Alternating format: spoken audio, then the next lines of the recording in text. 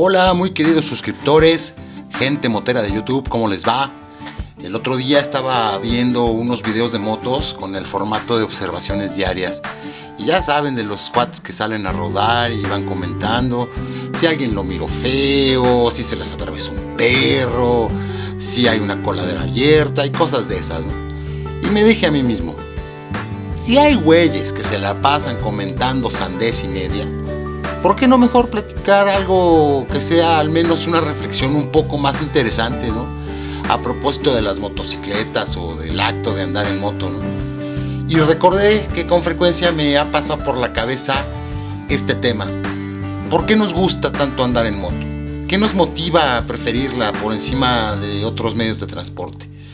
Y he tenido muchas ideas, pero no hay una sola causa o motivación, de hecho hay muchas, ¿no?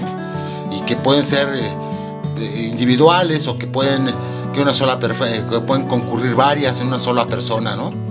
Por el momento que estoy pasando actualmente en mi vida, elegí hablar unos minutos de la moto y su naturaleza terapéutica. Sí. Aunque parezca raro, hablaremos de la mototerapia. Considera esto. Muchas veces nuestros problemas no son tan grandes. Lo que los hace tan grandes es que no dejamos de pensar en ellos. Les prestamos muchísima atención, como si fuéramos rumiantes.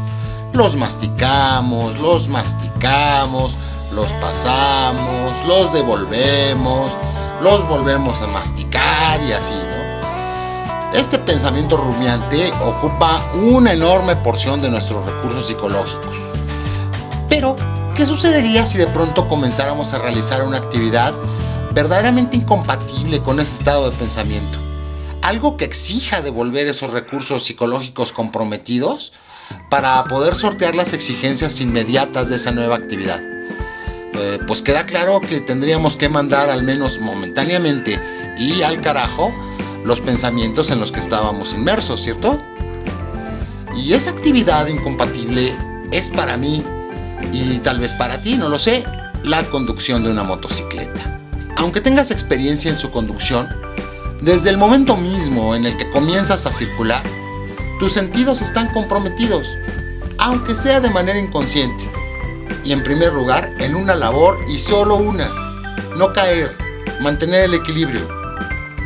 Ahora, tomando en cuenta la naturaleza del acto de conducir una moto, la cual, a diferencia de un automóvil, perdona muy pocos errores o desconcentraciones, lo natural es que conforme vayas avanzando, tengas que enfocar tu atención y por lo tanto tu pensamiento en lo que me gusta llamar como la continua lectura del pavimento.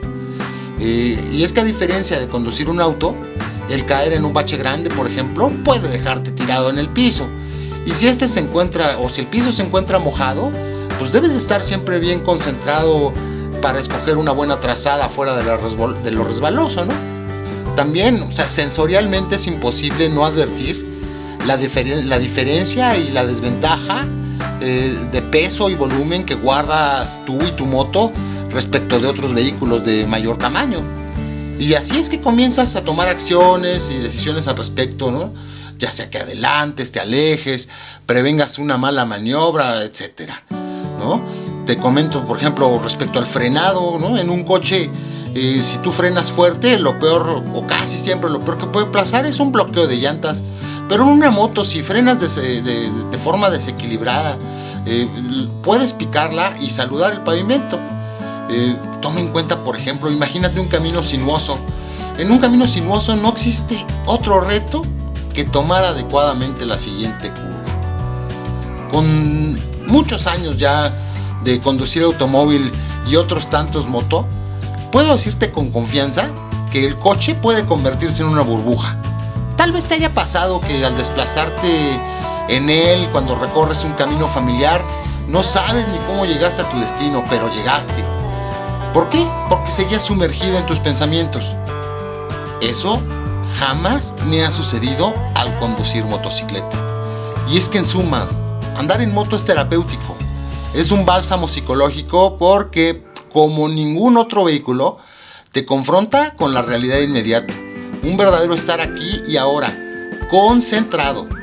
lo cual es absolutamente incompatible con tener la cabeza en otro lado, con otros pensamientos incómodos del allá y el entonces. Por eso, amigo, practica la mototerapia. La moto en sí misma es terapéutica, al menos para mí lo es, y es una de las tantas razones por las cuales me encanta andar en moto. Coméntame si para ti también es terapéutico o qué te motiva a ti a andar en moto. No olvides suscribirte al canal y activar las notificaciones. Cuídate mucho, que estés muy bien, maneja con cuidado y siempre bien concentrado. ¡Ay!